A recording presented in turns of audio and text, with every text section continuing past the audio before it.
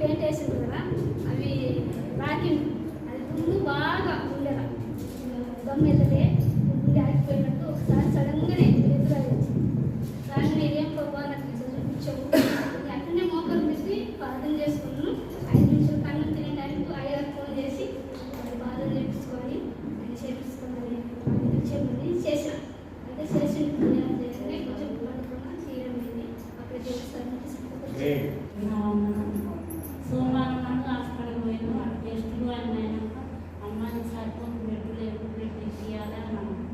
అన్నాక పోయాను. నా బిడ్డ నేను మా అమ్మాయి పోయాను. నా కొడుకు ఇంట్లోనే మరి ఆరింటి అస్సాము తెలిసిన పోయినాక అక్కడ 5:30 అలాగే ఎవరు లేదు, మీరే చేయాలి, దేనికైనా మీరు చూసుకోవాలని చెప్తున్నాను. అదే వచ్చి బ్లడ్ కావాలన్నాను కదా అమ్మ, మేము తెచ్చిద్దామని ఆ బిడ్డ డాక్టర్ పోయి బ్లడ్ వచ్చారు. సోమవారం అయినా ఎక్కించారు. మళ్ళీ మంగళవారం నాడు పొద్దున చేస్తాను, రాత్రి పొద్దున చేయలేదు. మళ్ళీ సాయంత్రం 12 అప్పటికే నాకు భయం అనిపిస్తాను. ఎట్లా పోవాలి, మా పిల్లలు ఎట్లా అని భయపడుకుంటూనే దేవుడు మతిని అనుకుంటాను.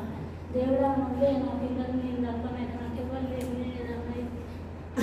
అందులోనే ఏడుచుకుంటా. అప్పటికి నీ లోపల పోయారు, నా కొడుకు లేదు, నా బిడ్డ ఉన్నది, మా పాస్టర్ గారికి చెప్పాయి తగ్గిపోయింది. అయితే నేను డాక్టర్ కాడికి వెళ్తే అడుగుతున్నాడు, ఏం సార్ ఎట్లా అంటే ఒక పరీక్ష ఉందని చెప్పారు కదా. సాక్ష్యము పెద్ద అబ్బాయికి బాగా 2 సార్లు హాస్పిటల్కి పోతున్నాడు. ఒకసారి క్యానింగ్ తీపించాలి, టెస్ట్ ఇచ్చినాం కానీ అసలు తగ్గలేదు. పోయినప్పుడు ఏం చెప్తున్నారంటే నాకు ఒక డబ్బులు ఇవ్వాలి, ఆవేశపడి నేను మా పెద్దమ్మ కూతుర్ని నమ్మి పోయి ఇచ్చిన పొద్దుటి ఇల్లు కొనుక్కోండి కానీ ఇచ్చినాము. మేము ఇచ్చి కూడా ఇప్పుడు 3 నెలలు అవుతుంది, తిరుగుతూనే ఉన్నాను. నేను ఒక్కదాన్ని. నా భర్త కూడా వాళ్ళ ఇంటికి వచ్చాక ఇక భయపడతాడు, కానీ ఆయన నాన్న ఉండేది నేను ఒక్కదాన్ని. హెబ్రీయులకు రాసిన పత్రిక 7వ అధ్యాయము 25వ వచనము. ఈయన తన ద్వారా దేవుని యొద్దకు వచ్చి వారి పక్షమున విజ్ఞాపనను చేయుటకు నిరంతరము జీవించుచున్నాడు గనుక వారిని సంపూర్ణంగా రక్షించుటకు శక్తిమంతుడై ఉన్నాడు. విజ్ఞాపన చేయుటకు నిరంతరము జీవించుచున్నాడు గనుక వారిని సంపూర్ణంగా రక్షించుటకు శక్తిమంతుడై ఉన్నాడు. హల్లెలూయా. యేసు ప్రభు సంపూర్ణముగా నిన్ను నన్ను రక్షించగలడు. అధ్యాయము 2-4 వచనాలు మనం ఎప్పుడు చదువుకుంటూ ఉంటాం చూడండి. యోహాను సువార్త 1 అధ్యాయం 2-4 వచనాలు తొందరగా. ఆయన ఆదియందు దేవుని యొద్ద ఉండెను. అదిగో ఆ ప్రభు ఆదియందు దేవుని యొద్ద ఉండెను. సమస్తమును ఆయన మూలముగా కలిగెను. సమస్తము ఆయన మూలముగా కలిగెను. కలిగి ఉన్నదేది ఆయన లేకుండా కలుగలేదు. కలిగి ఉన్నదేది ఆయన లేకుండా కలుగలేదు. ఆయనలో జీవం ఉండెను. ఆయనలో జీవం ఉండెను. ఆ జీవం మనుషులకు వెలుగై ఉండెను. ఆ జీవం మనుషులకు వెలుగై ఉండెను. హల్లెలూయా. వచనాలు 2 కొరింథీ విత్తువానికి విత్తనమును విత్తువానికి విత్తనమును తినుటకు ఆహారమును దయచేయు దేవుడు మీకు విత్తనము దయచేసి విస్తరింపజేసి మీరు ప్రతి విషయంలో పూర్ణౌదార్య భాగ్యము గలవారగునట్లు మీ నీతి ఫలము వృద్ధి పొందించును. నిన్ను నన్ను అభివృద్ధి చేసేది యేసు ప్రభువే. ఒకసారి మనం వేరే చేసుకోవాలి. పోయిన సంవత్సరం నేను ఎలా ఉన్నాను, ఈ సంవత్సరం ఇప్పుడు ఎలా ఉన్నాను. ఒకసారి వెనక్కి తిరిగి ఆలోచించుకోండి. ఒక నిమిషం కళ్ళు మూసుకొని. మనకు ఆహారం ఎక్కడి నుంచి రావాలి? ఆయన గుప్పిలో నుంచే రావాలి. నేను కష్టపడ్డామని అనుకోదు. ఆమె ఆయన గుప్పిలు విప్పి ఆకాశ పక్షులకు ఆహారం ఇస్తున్నాడు. అట్లాగే తన రూపంలో చేసుకున్న నీకు నాకు ఆహారాన్ని దయచేయుచున్నాడని నమ్మకం ఉండాలి. నేను కష్టపడుతున్నాను, నేను పరిగెత్తుతున్నాను అని అనుకోదు. ఇర్మియా 17వ అధ్యాయము 7-8 వచనాలు. యెహోవాను నమ్ముకున్నవాడు ధన్యుడు. చూడండి ప్రియులారా, are you satisfied in Christ? నిజంగా క్రీస్తులో నువ్వు తృప్తి చెందుతున్నావా లేదా అనేది జ్ఞాపకం చేసుకోవాలి. ఎస్, నేను తృప్తిగా ఉన్నాను నా ప్రభువులో అని ధైర్యంగా చెప్పాలి నువ్వు నేను. ఆమె ఎందుకంటే ఆయన సమస్తమును చేయగలడు. ఈనాడు కష్టం వచ్చిన నువ్వు బాధపడదు.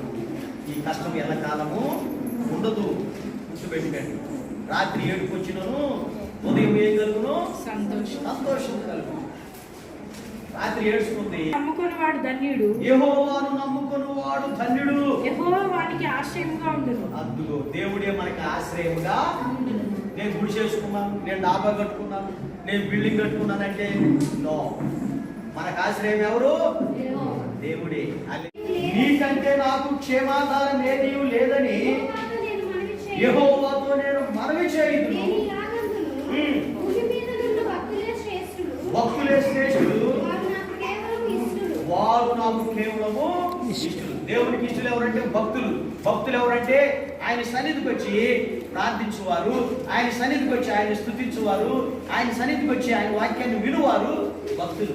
భక్తులు అంటే దేవునికి ఇష్టలు. ఎందుకు తెచ్చుకుంటారు శ్రమ? ప్రభు నమ్మిన తర్వాత ఇంక ఈ లోకానుసారమైన నటన మనం చేయొచ్చా?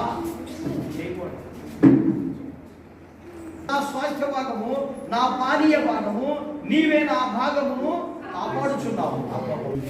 కీర్తనలు 78వ అధ్యాయము ఒకసారి 78వ అధ్యాయం 17. అయినను వారు ఆయనకు విరోధముగా ఇంకనూ పాపం చేయించుని వచ్చింది. 17వ వచనమా, అయినను ఇంకనూ ఆయనకు విరోధముగా పాపం చేయించునే వచ్చింది. అడవిలో మహోన్నతుని మీద తిరుగుబడింది.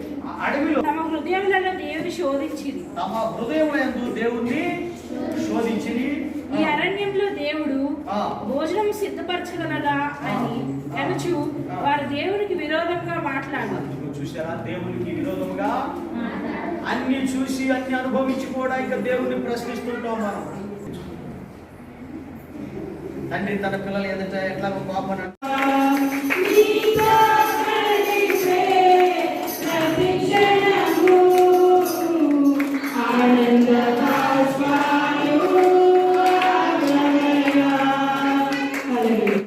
చెప్పండి. దేవుడు తన ఐశ్వర్యము చొప్పున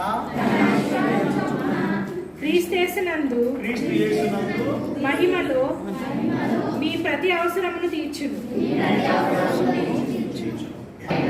యేసు తాను అప్పగింపబడిన రాత్రి ఒక రొట్టెను ఎత్తుకొని కృతజ్ఞతాస్తుతులు చెల్లించి దానిని విరిచి ఇది మీ కొరకైనా నా శరీరము నన్ను జ్ఞాపకము చేసుకొనుటకై దీనిని చేయుడని చెప్పెను. ఆ ప్రకారం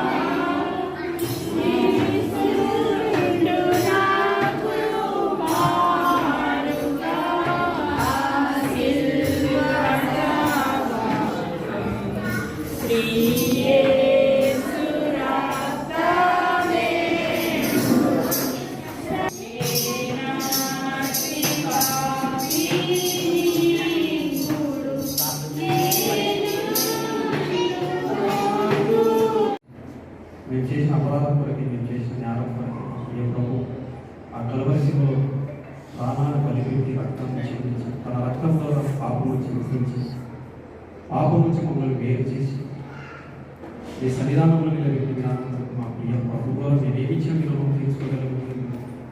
ఈ ఉదయ కాలంలో అయినా మా హృదయాలని తెరవబడినందుకు కృతజ్ఞతగా తెలుస్తున్నాం. మా సుఖులకి ఆశీర్వాదం